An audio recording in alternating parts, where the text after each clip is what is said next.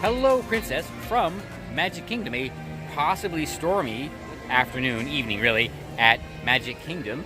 And I came here for a couple different things. Want to walk around and, I don't know, talk about something super fun. This is the place that, well, it used to be the place where dreams came true. Now it's the most magical place on Earth, either one. But there are a couple of dreams that I would like to see come true. A couple of them we can make happen.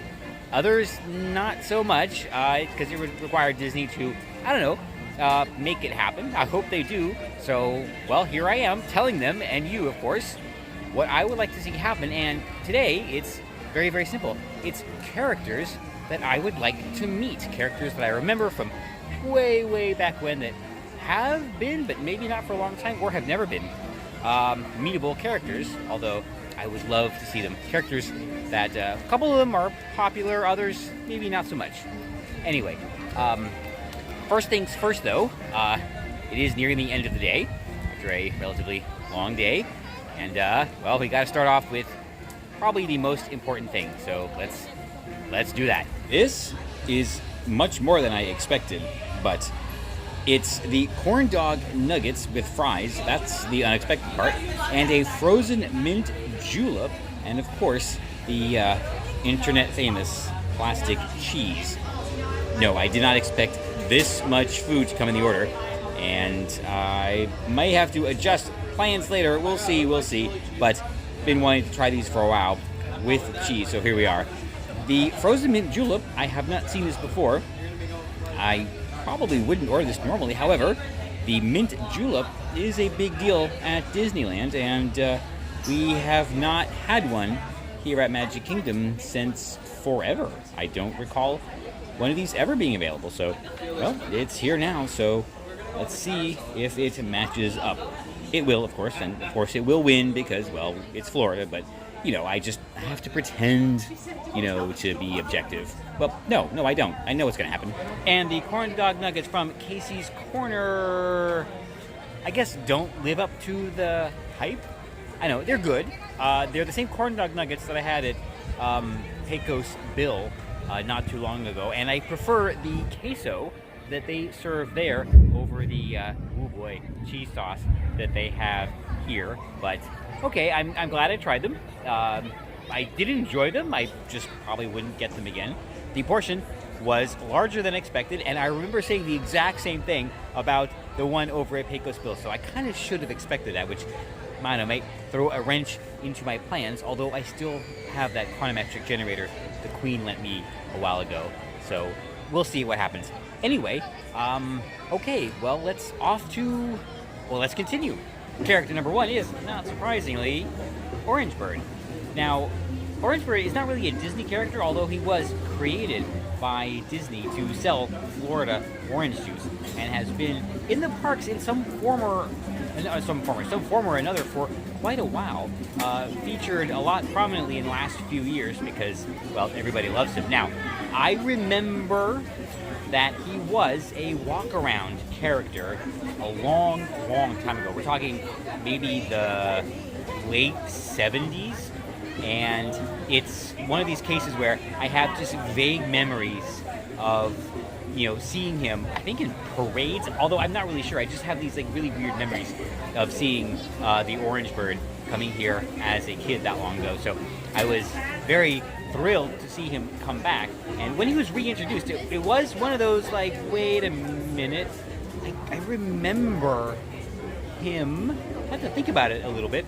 Then, okay, yeah, I remember. Then I brushed up on the whole story, and it all made some sense. And here we are at Sunshine Tree Terrace, where they have the Dole Whips, including, and, well, orange Dole Whip. Makes a lot of sense, I guess. So, somewhere around here, you know, maybe by the treehouse, or, you know, close by, meet and greet with Orange Bird would be super fun and super memorable for me. And actually, if we could bring his friend, the son, also. I'm not sure if he was featured in any of the campaigns or not, but definitely, whoa, there we go. Definitely Orange Bird, number one character that I would love to meet here at Walt Disney World. On the way to the next location, next character location. Let me tell you about the frozen mint julep. It was what you would expect. Not for me because it was way too sweet. Sweeter than I'm used to, and I think that's the problem. I guess a lot of other people would really enjoy it, but for me it was just way too like syrupy. So whatever. I mean, I didn't even finish it because it was, yeah. Anyway, well, there's definitely a very, very easy way to plus it. Something that you can't really do here in Magic Kingdom, and that's of course with bourbon. Ask your mother. So yeah, if they serve that outside at Disney Springs with, let's just say, some embellishment, it would be quite enjoyable. But that was a little bit too sweet, and that means, gonna say it, can't believe it, I think the one at Disneyland is better. You know what? They've had a really tough year, you know, with everything that's going on and their crazy governor and everything like that. So you know what? I'll give them this. I mean, we have so much here. It's a little thing. Here you go. Enjoy it, Disneyland. The sky is rumbling quite ominously, and that does not bode well for the weather, but it appears to be somewhat east of us, and it is heading, now as best I can tell from here, I haven't looked, southeast, so maybe we will be spared. Here we are in front of Gaston's Tavern to talk about the next character I would love to meet. And no, it's actually not Gaston, because you can actually meet him right there. It would be, well, the other handsome and charming hero from the story, Lumiere. Yeah, I don't know why. It's always been my second favorite character of the story. And I don't know, well, anybody who could come up with a song as amazing as Be Our Guest impromptu, well, you know what, deserves some recognition. And I've always just liked the character a lot. And this is, I think, an opportunity Disney has to bridge the animated and live action features, which they haven't really done. So I would love to meet the animated version of basically Candlestick Lumiere. I guess that's what we call him. What would we call him? Anyway, I don't think that's ever been a meetable character. I don't think that's ever been an offstage character. In parades, in the show, at studios, but never any place else. But I think it would be a great opportunity for them to, like I said, cross the bridge by having the face character based on the live action movie. And they could do like a co-meet and greet with the face characters of Lumiere and Cogsworth, you know, the old man, the young man. That would be kind of cool, right? So yeah, I mean, we wouldn't mix the animated and live action characters. They would be totally separate, but I think that would be a terrific opportunity to meet like two versions of the character from two different movies. Something that, yeah, like I said, I don't think they've ever really done before. Well, anyway, yeah, I do have the photo pass, the photo pass with Lumiere. That's always super special. But I want to meet him. I want to be able to meet Lumiere. It is a weirdly uncrowded but busy evening here at Magic Kingdom. This is the line for Ariel. I haven't seen it like this ever, maybe. Character number 3 plus is Tron. When this movie came out, I was 10 or 11, and I loved it. Oh my god, I saw this so many times. Not as many as OG Star Wars, but I do remember watching this a great number of times. It was absolutely fascinating to me, the digital world, and the thought of being transported in there and playing all these games was, I don't know, it was, you know, just like being part of the rebellion, another young boy's dream. He's under construction right here, still maybe a year out, I think. It is a very, very fun ride. I enjoyed it immensely over in Shanghai, so I'm glad we're getting it here, and I think people will enjoy it. It is something unique for Walt Disney World, the style of coaster and everything like that, and yeah, definitely looking forward to it. Now, as for a character meet and greet, of course, we have to meet Tron, but not just Tron. This is definitely a group meeting scenario, because we would want to meet Tron and Kevin Flynn and Dumont. Yes, the trio of the film. And what would make it even more spectacular, totally amazing, and something that, I don't know, would probably require Fast Pass. Well, maybe, at least I don't know, I would go enough, would be an interactive monster control program in the background. Oh my god, would not be so awesome? Yes, you meet Tron, you meet Kevin, you meet Dumont, and then you meet the MCP. Wow, that would be absolutely amazing. So let's make this happen. I mean, there's plenty of space in here. I don't think they're doing the Chevrolet presentation. So, I mean, if that show space is available, well, this is what you need to do with it, Disney. A meet and greet for the Tron characters. No, Disney, no.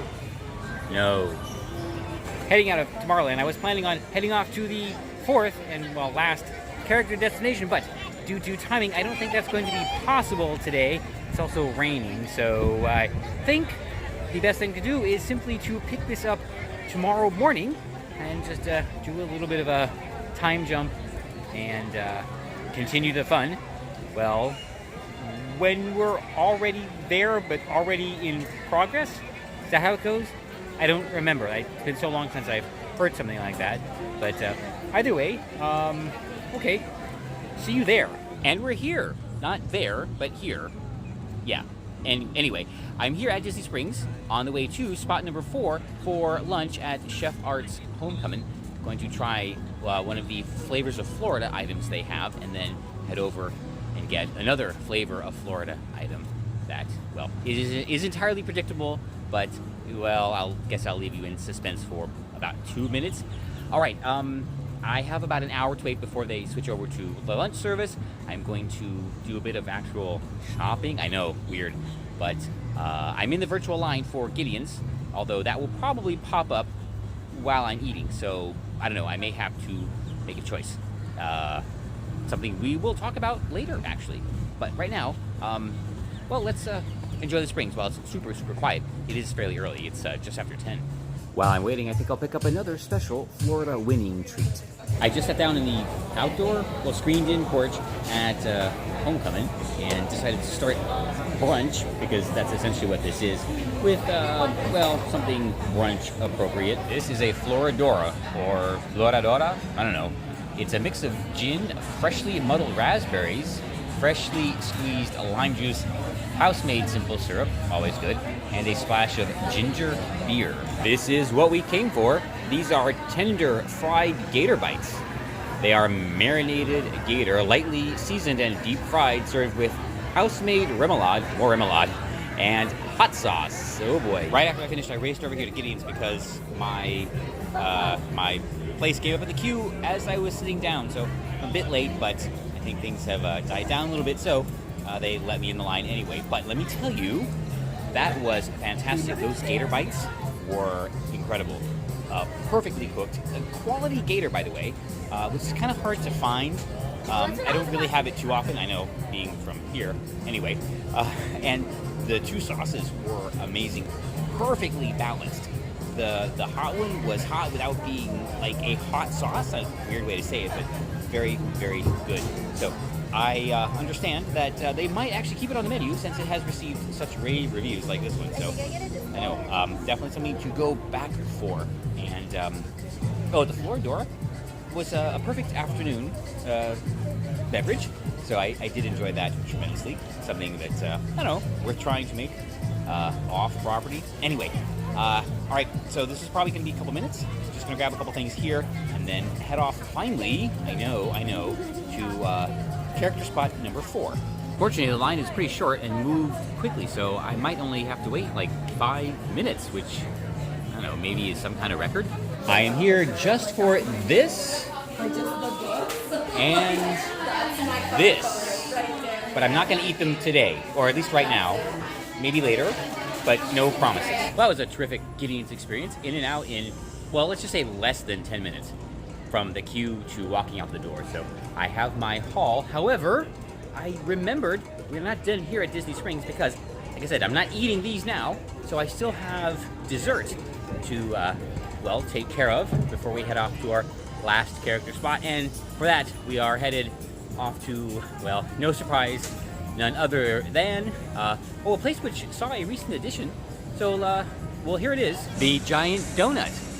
I always thought it was there. Apparently this is new, at least that was a report I saw. I don't know. It could have been there since day one. It could have been put up last week. I honestly hadn't really noticed, but well, suffice to say we are here, so now we are going to get the one we have been waiting for. Everglazed is easily one of my favorite establishments here at Disney Springs, so I can genuinely say this is the one we've been waiting for. The Key Lime Pie Donut. It is a glazed donut filled with citrus custard piped with sweet meringue and sprinkled with tendrils of lime zest. The promotional materials had dollops, and this is a swirl. I think the swirl is going to work out a little bit better, but enough talking because I got to start eating. Chicken Parmesan mac and cheese. Well, that looks interesting. The key lime donut was a solid donut, a worthy addition to flavors of Florida. Not a home run for me, for the same reason I don't like Boston cream. Not a huge fan of custard, but well, anyway, I did enjoy it very much, and well, another +1 for Everglazed. But it is now time to leave Disney Springs.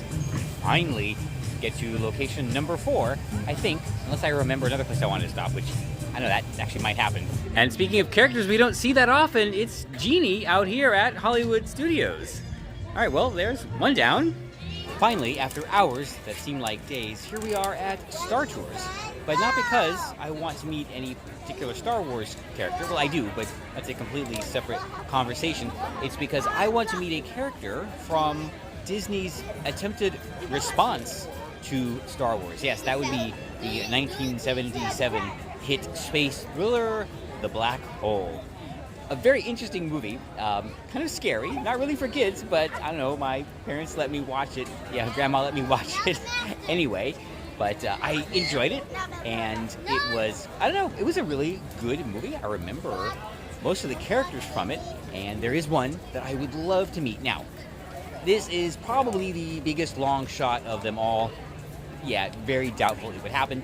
If Disney did revive The Black Hole and bring out some characters, it would probably be Vincent and Bob, the cute little robots that would probably make some terrific merch out of. But, well, I mean, I would meet them, absolutely. But the character from The Black Hole that I want to meet is none other than Maximilian. Yes, the misunderstood robot guardian, centurion, not really sure what he was, of the, you know what, I should know the name of the ship. Is it Andromeda? I think it was the Andromeda. And, yeah, he was, like, super cool, floating around, looking all mean, with the hands that turn into the spinning blades. Yes, very menacing, very frightening, but super cool. Kind of be difficult to turn him into a meet and greet, but, you know, Disney's very creative. I'm sure they can find a way, but, you know, anyway, for me, that was the most memorable character, and I actually don't remember any of the human characters. I mean, there was the weird doctor and the captain of the other ship, and that's about it. Yeah, I seem to only remember the robots. Yeah, there was the black robot. I forget what her name was. I think it was a female-type character.